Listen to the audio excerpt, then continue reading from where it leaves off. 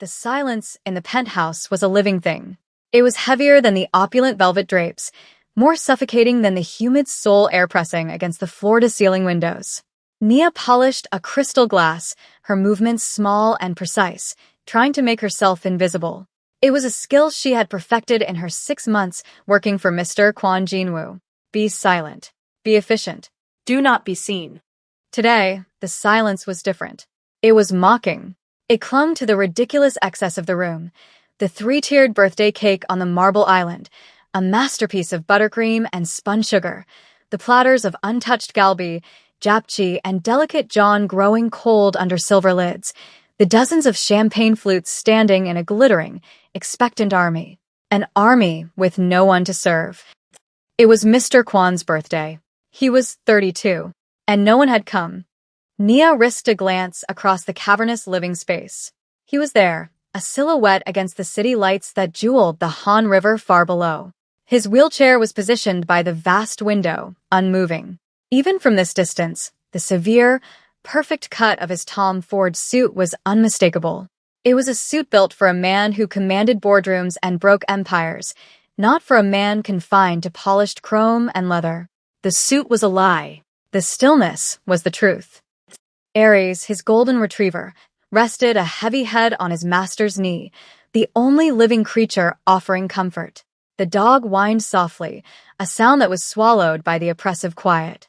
Nia's instructions had been clear: remain on standby until the last guest departed. But the party had been scheduled to start 3 hours ago. The staff had been dismissed one by one, their pitying looks sliding off the back of Mr. Kwon's proud, rigid neck. Now, only she remained. She set the glass down, the tiny clink echoing like a gunshot. She should leave. Her shift was over. He wouldn't even notice. He was lost in whatever bitter memories had him in their grip. She started to untie the strings of her simple white apron from behind her dark blue uniform dress. Her fingers fumbled with the knot. That's when she saw it. A tremor in his broad shoulder. A slight, almost imperceptible dip of his head. Then, the faint glint of reflected city light on a wet track curving down his cheek.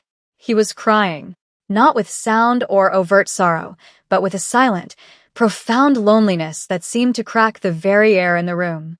Kwon Jinwoo, the wolf of Gangnam, the man whose name was a whisper of fear and respect in every corner of the city, was weeping because no one came to his birthday party. Her heart gave a painful, stupid lurch. This was not her business. He was her employer, a dangerous man whose world she could not begin to comprehend. The stories she'd heard from the other staff were enough, of his coldness, his precision, his capacity for a violence that was quiet and absolute. The car accident 6 months ago that had stolen the use of his legs had apparently done nothing to temper the steel in his soul. But the tear changed him. It made him human. Before she could talk herself out of it, before common sense could scream her back into the shadows, Nia did the unthinkable. She dropped her hands from her apron strings. She walked out from behind the bar, her soft-soled shoes making no sound on the polished marble. She moved past the lonely floral arrangements, the scent of lilies thick and funereal. She walked to the island, picked up a silver cake server, and sliced a perfect wedge from the magnificent, untouched cake. She placed it on a fine china plate, added a fork, and carried it across the room.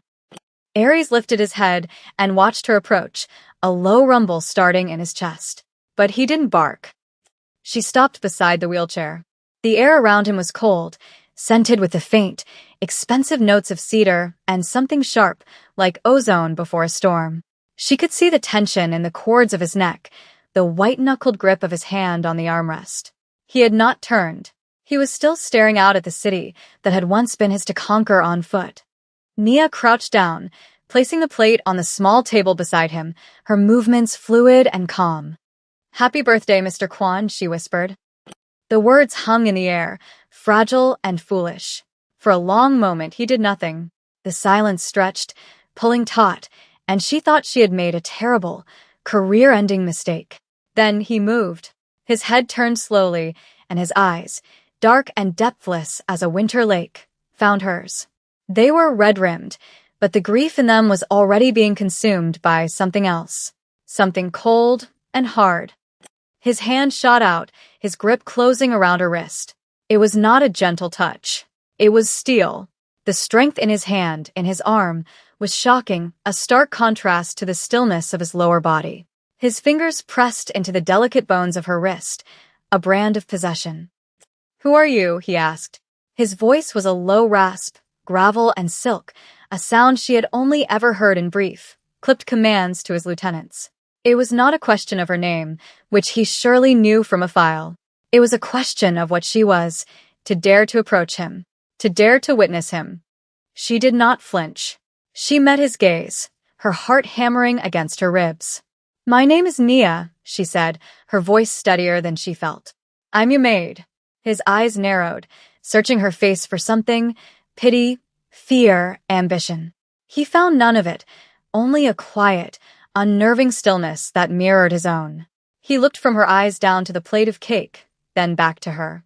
The grip on her wrist did not lessen. "The others left," he stated. It was an accusation. "My shift isn't over," she replied, which was a lie. He knew it was a lie. A ghost of something, not a smile, but a shadow of one, touched his lips. "Stay," he commanded, and it was not a request. He released her wrist, leaving behind the imprint of his fingers on her skin. He turned his attention back to the window, a dismissal as clear as if he'd had her thrown out. But he had told her to stay. So Nia stayed. She retreated to the edge of the room, a silent sentinel in a party for two. He did not touch the cake. An hour passed, then another. The city lights blurred into a watercolor painting outside. Aries fell asleep, snoring softly. Jinwoo did not move, but Nia felt his awareness of her like a physical presence, a weight in the room. He was watching her in the reflection of the glass. Just after midnight, a sharp, insistent buzz from the penthouse's private elevator broke the quiet. Jinwoo's head snapped toward the sound, his body instantly alert. The predator was back. Aries was on his feet in a second, a growl vibrating through the floor. "It's all right, boy," Jinwoo murmured, his hand stroking the dog's fur. He pressed a button on the arm of his chair, and a screen flickered to life, showing a security feed of a man in a sharp suit waiting at the elevator door. Jinwoo's expression hardened into a mask of cold granite. He buzzed the man in. The man who stepped into the room was handsome, his smile too smooth. He carried a long, elegantly wrapped gift box. He took in the scene, the ridiculous cake, the untouched food, Jinwoo by the window, and Nia standing in the corner. His eyes lingered on Nia for a beat too long, a flicker of surprise and assessment in their depths. "Jinwoo," the man said, his voice slick. "Forgive my tardiness. I was held up. Happy birthday." He placed the box on a nearby table. "Minjun," Jinwoo replied, his tone flat. "You're the first to arrive. And the last." Minjun's smile didn't falter. "Always the most loyal. You know that." He gestured toward the feast. "A bit much, isn't it? For a quiet evening." The words were laced with poison. Jinwoo ignored the jab. His gaze was fixed on the box. "A gift. From your friends," Minjun said. "The Vipers. They asked me to deliver it personally. They send their regards." The temperature in the room plummeted. The Vipers were Jinwoo's most bitter rivals, a brutal faction that had been chipping away at his territory since his accident. This wasn't a gift. It was a message. "Open it," Jinwoo commanded, his voice deadly soft. Minjune's smile finally vanished. He looked hesitant. He knew what this was. He was a messenger boy in a war. He was supposed to be fighting for Jinwoo. With reluctant fingers, he untied the ribbon and lifted the lid. Inside, nestled on a bed of black satin, was a single, dead viper. Its head was crushed. Around its neck was a small, ornate collar. Aries began to bark, a frantic, furious sound. Nia's breath caught in her throat. She recognized the collar. It belonged to a prized show dog owned by one of Jinwoo's most trusted capos, a man named Park. This was more than a threat. It was a declaration. "We can get to anyone." Jinwoo's face was carved from ice. He showed no shock, no anger. Only a terrifying, surgical calm. He wheeled himself closer to the box, his eyes examining the dead snake. "They are sloppy," he said, his voice barely a whisper. This is a gesture of a desperate man. He looked up at Minjun, his gaze pinning the other man in place. Tell me everything. What followed was a low, tense conversation about shifting allegiances, breached territories, and a betrayal that ran deeper than Jinwoo had suspected. Minjun spoke of weakness, of whispers that the wolf of Gangnam had lost his teeth. Nia stood frozen, an unwilling audience to the machinations of the city's underworld. She was so far out of her depth she couldn't even see the shore. She should have been terrified. And she was. But watching Jinwoo, she felt something else, too.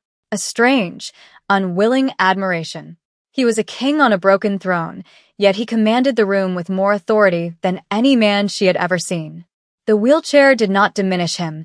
It focused him, like a lens concentrating the sun into a burning point. Suddenly, Jinwoo's phone, which had been resting on his lap, slipped and clattered to the marble floor, sliding just out of his reach. He swore under his breath, a sharp, guttural sound of frustration. For the first time, a crack appeared in his composure. It was a small thing, but it was a reminder of his physical prison. Minjun made a move to pick it up, but Jinwoo shot him a look that could strip paint from walls. Don't, he snarled. Before she could think, Nia was moving again. She crossed the room, knelt down, and picked up the sleek black phone. As she rose to hand it to him, his fingers brushed against hers.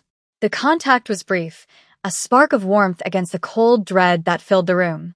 His eyes met hers, and in that instant, the world narrowed to the few inches between them. He wasn't looking at his maid. He was looking at a woman. The air grew thick, charged with an unspoken question. The silence that followed was not empty. It was filled with the sudden, shocking awareness of him as a man, and her as someone who did not belong here, yet was. He took the phone, his gaze never leaving hers. Thank you, Nia, he said, and the way he spoke her name was different. It was softer, weighted. It was the first time he had ever shown her a shred of anything resembling warmth. It was a small, almost deniable tenderness, and it was more dangerous than any threat from his enemies. She could have left hours ago. She could have feigned illness when Minjun arrived, but she had stayed. And in doing so, she had made a choice without even realizing it. The sound of shattering glass ripped through the penthouse. It came from the massive window overlooking the river, a spiderweb of cracks erupting from a single, neat hole.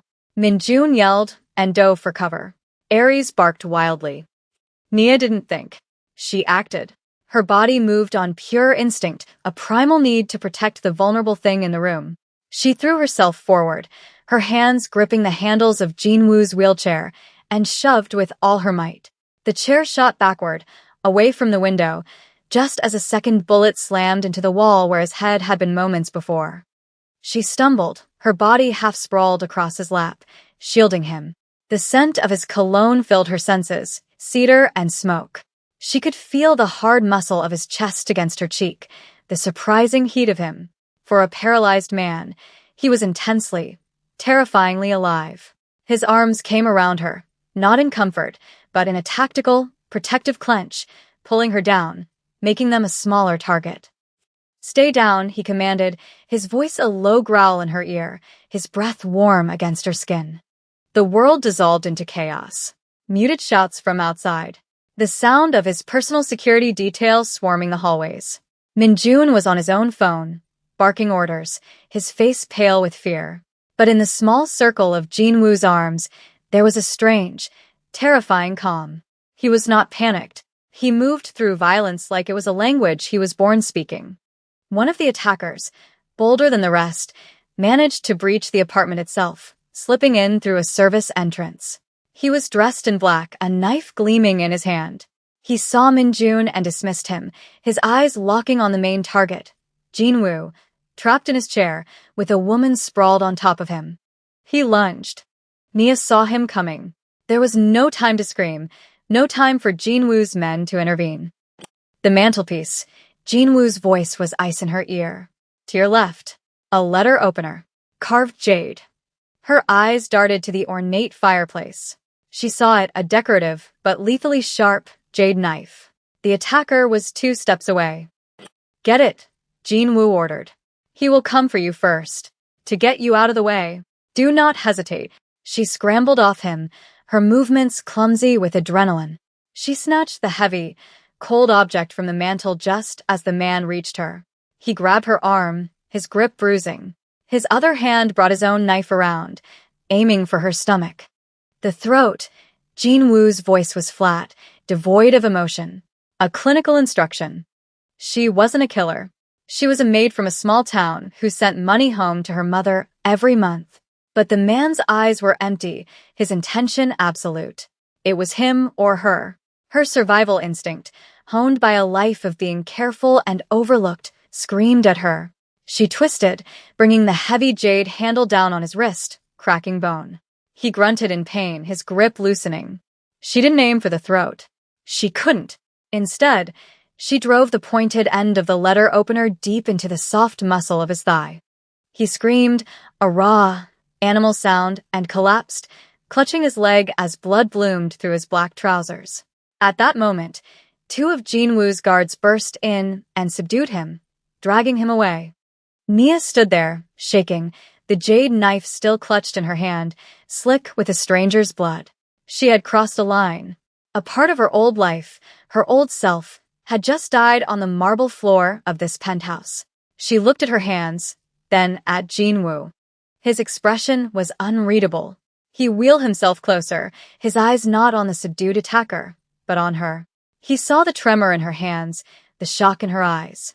He reached out and gently, deliberately, took the bloodied letter opener from her fingers, setting it aside.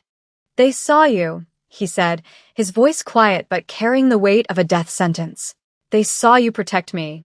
They will not assume you are just the maid." He paused, his dark eyes holding hers. "Now you are a target because of me." It wasn't an apology. It was a statement of fact. A claim. He was telling her that her old life was over. By staying, by acting, she had tied her fate to his. The war was no longer just his. It was theirs. The days that followed were a blur of gilded captivity. Nia was not allowed to leave the penthouse. Jean Wu's men were a constant, silent presence. Her simple uniform was replaced by clothes he had ordered for her, cashmere sweaters and silk blouses that felt alien against her skin. She was no longer staff, but she was not a guest. She was a complication, a witness. His. He never spoke of the attack, but it lived between them, in the new bulletproof glass that was installed, in the way his guards now flanked every doorway. And it lived in her, in the memory of cold jade and warm blood. She found herself watching him, studying the rigid control he exerted over his empire from his chair. He was ruthless, intelligent, and more isolated than anyone she had ever known. His only companion remained Ares, who had adopted Nia as part of his pack, often resting his head in her lap as she read on the sofa. One evening, she found him in his study, a map of Seoul spread across his desk, marked with the territories of his rivals. He looked tired, the skin around his eyes tight with strain. "You should go," he said without looking up. "I can arrange it. A new life, somewhere far from here. You would be safe." Her heart clenched. It was an offer of freedom. It was what she should have wanted more than anything. Run. Forget this world of violence and silence. But the thought of leaving felt like a betrayal. Not to him, but to the woman she had become in that moment of shattered glass. "And what would you do?" she asked, her voice quiet. He finally looked up. I vil handle, mignon. "I will handle the vipers. It is what I do." She knew then. The way he had looked at Minjun that night. He knew his lieutenant was the traitor. He knew Minjun had given the sniper his location. "You're using him," she realized aloud. "You're letting him think he has you fooled." A flicker of something, surprise, respect, crossed his face. He is predictable. He will overplay his hand. And when he does, I will cut it off, Jean Wu said simply. She saw his plan then, a cold, calculated trap. And she saw her own small, insignificant part in it. "You want them to think I'm your weakness," she said. "That's why you're keeping me here. I'm the bait." He did not deny it. The honesty was more brutal than a lie. "They think I am sentimental. They think you are my pressure point. They are mistaken." "Mistaken about what?" she whispered. "That you're sentimental, or that I'm your pressure point?" The silence between them was not empty. It was a confession. He wheeled himself around the desk until he was directly in front of her.